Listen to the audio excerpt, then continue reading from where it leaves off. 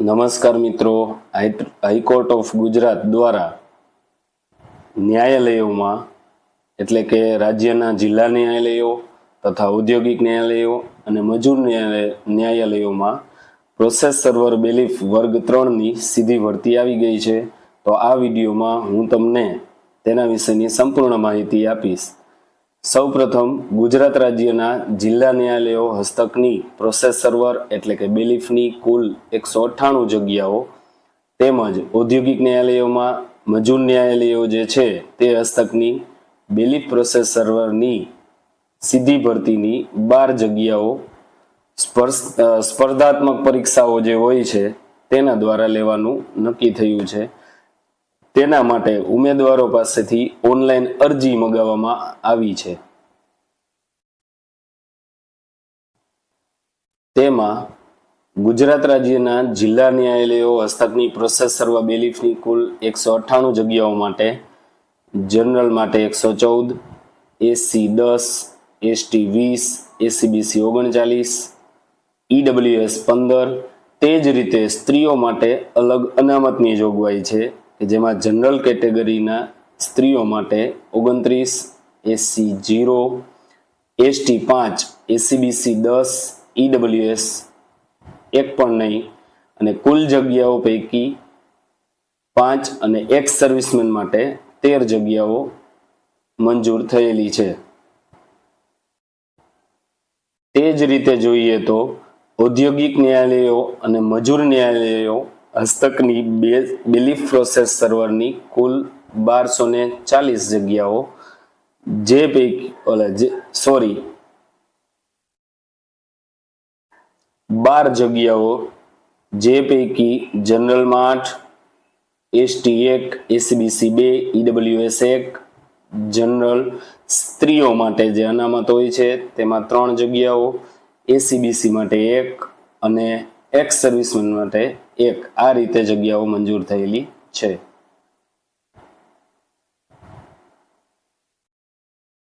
આ ફોર્મ ભરતા દરેક ઉમેદવારો એ ડિફરન્ટલી એબલ્ડ એટલે કે ડીએ માટેની સૂચનાઓ આપેલી છે.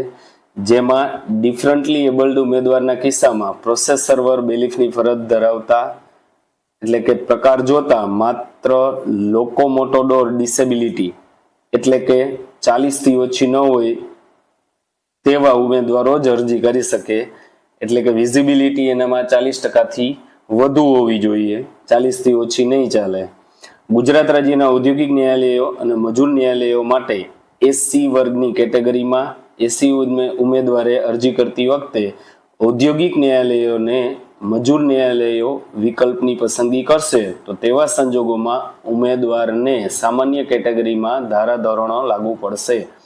એટલે કે તેનો પે મેટ્રિક્સ જે છે એ 19,900 થી 63,200 સુધીનો રહેશે. ત્યારબાદ છે લાયકાત. જરૂરી લાયકાત કઈ રીતની હોવી જોઈએ? સરકાર માન્ય બોર્ડમાંથી 12 કે તેને સમકક્ષ સરકાર માન્ય પરીક્ષા પાસ કરેલી હોવી જોઈએ. એટલે કે ધોરણ 12 ની પરીક્ષા તમે પાસ કરેલી હોવી જોઈએ. ઉમેદવારને સાયકલ કે માન્ય ડ્રાઇવિંગ લાયસન્સ સાથે દ્વિચક્રી વાહન ચલાવવાનું જ્ઞાન ધરાવતા હોવા જોઈએ. એટલે કે 2 વ્હીલર જે છે, બાઇક છે, મોપેડ તે આવડવું જોઈએ. એટલે કે તેને ચલાવતા આવડવું જોઈએ.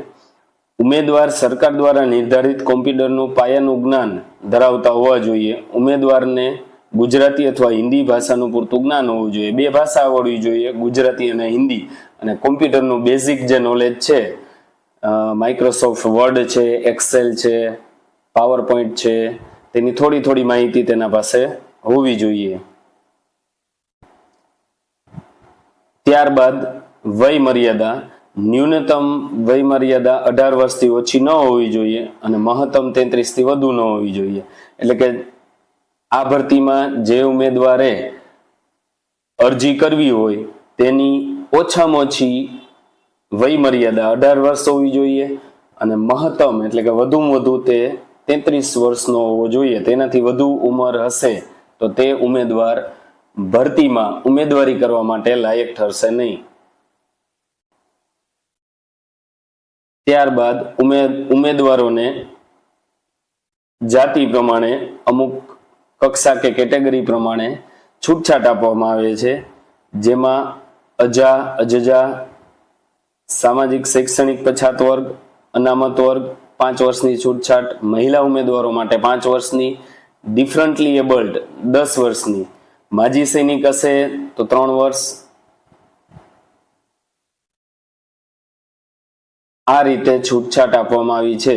ત્યારબાદ અગત્યની નોંધ એ છે કે અનામત તેમજ બિન અનામત બંને વર્ગના ઉમેદવારોને લાગુ પડતી ઉપલી વય મર્યાદામાં વધુમાં વધુ 5 વર્ષ અને નોકરીનો ખરેખર પૂરો કરેલો સમયગાળો બંનેમાંથી જે ઓછું હશે એટલા સમયગાળાની જ છૂટછાટ ઉપલી વય મર્યાદામાં આપવામાં આવશે. આ અગત્યની નોંધ છે, જેને ધ્યાનમાં લેવી. ત્યારબાદ છે પરીક્ષા ફી.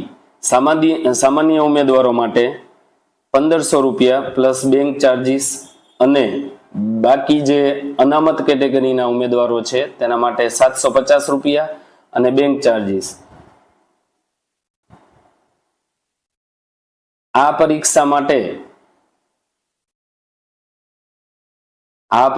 માટે ફીનું માળખું નહીં, પણ પરીક્ષાનું માળખું કઈ રીતનું હશે તેની વિગત આપેલી છે. હેતુલક્ષી પ્રકારની લેખિત પરીક્ષા, જેને એલિમિનેશન ટેસ્ટ કહેવામાં આવે છે, તે 100 માર્કની હશે, 90 મિનિટનો સમયગાળો હશે. ત્યારબાદ વર્ણનાત્મક પરીક્ષા એટલે કે મુખ્ય લેખિત પરીક્ષા જેને કહેવામાં આવે તે 100 ગુણની હશે, સમય 3 કલાક. એટલે કે પરીક્ષા 2 ભાગોમાં વહેંચાયેલી હશે. પહેલી જે પરીક્ષા હશે એ હેતુલક્ષી પ્રકારની લેખિત પરીક્ષા હશે કે જેમાં એલિમિનેશન ટેસ્ટ એટલે કે 100 માર્કના MCQ હશે, તમારે એને પાસ કરવાની રહેશે.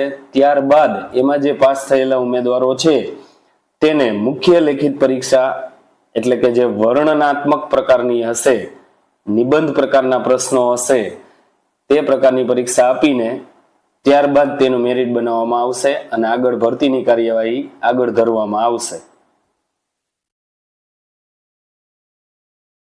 તેમાં છે હેતુલક્ષી પ્રકારની લેખિત પરીક્ષા 100 ગુણની રહેશે. પ્રશ્નપત્ર આખું ગુજરાતી ભાષામાં જ રહેશે. ખોટા અથવા 1 થી વધારે ઉત્તર પસંદ કર્યા હોય તો 0.33 નકારાત્મક ગુણ છે. 1 કલાક અને 30 મિનિટનો સમય આપવામાં આવે છે. ત્યારબાદ નીચે અભ્યાસક્રમ આપેલો છે, જેમાં ગુજરાતી ભાષા, સામાન્ય જ્ઞાન, ગણિત, રમતગમત, રોજબરોજની ઘટનાઓ અને કોમ્પ્યુટરનું બેઝિક નોલેજ એટલે કે કોમ્પ્યુટરનું પાયાનું જ્ઞાન. ત્યારબાદ છે ભરતી પ્રક્રિયાના આગામી તબક્કા માટે હેતુલક્ષી પ્રકારની લેખિત પરીક્ષામાં ઉમેદવારોએ ઓછામાં ઓછા 50 ગુણ મેળવવાના રહેશે. તો જે ઉમેદવારો આ પરીક્ષામાં ઓછામાં ઓછા 50 ગુણ મેળવશે તે ઉમેદવારને જ આગળની વર્ણનાત્મક પરીક્ષા દેવા માટે લાયક ગણવામાં આવશે. ત્યારબાદ મુખ્ય લેખિત પરીક્ષા એટલે કે વર્ણનાત્મક પ્રકારની પરીક્ષા કઈ રીતની હશે તેની માહિતી આપી છે કે કુલ 100 ગુણ હશે, સમય 3 કલાકનો હશે. પ્રશ્નની ભાષા ગુજરાતી, ફકરા ઉપરથી પ્રશ્નના જવાબ આપો, એક વાક્યમાં પ્રશ્નના જવાબ આપો, અહેવાલ લેખન, પત્ર લેખન, નિબંધ લેખન, ટૂંક નોંધ વગેરે જેવા વર્ણનાત્મક પ્રશ્નો દ્વારા તમારે પેપર લખવાનું રહેશે. ત્યારબાદ અરજી કઈ રીતે કરવી તેની સંપૂર્ણ માહિતી આપેલી છે કે ઓનલાઈન અરજી કરતા પહેલા ઉમેદવારોએ જાહેરાતને સંપૂર્ણપણે વાંચી લેવાની રહેશે. ત્યારબાદ તેની જે પ્રોપર વેબસાઇટ છે ત્યાં જઈને ઓનલાઈન વ્યવસ્થિત એટલે કે ojsgujaratnik.in પર જઈને વ્યવસ્થિત રીતે અરજી કરવાની રહેશે. તો આ હતી હાઈકોર્ટની જે બેલીફ પ્રોસેસ સર્વરની જે ભરતી આવી છે તેના માટે ઉમેદવારે કઈ કઈ બાબતોને ધ્યાનમાં રાખવી તે માહિતી. તો હવે જે ઉમેદવારો આ વિડીયો જોઈને થોડી ઘણી પણ તમને માહિતી મળી હોય તો આ રીતે ojsgujaratnik.in પર જઈને વ્યવસ્થિત રીતે ઉમેદવારી પત્રક ભરી લેવું અને ત્યારબાદ આ ભરતી માટે અરજી કરવી. જો 2-3 દિવસમાં આ જ રીતે આ ઓનલાઈન અરજી કઈ રીતે કરવી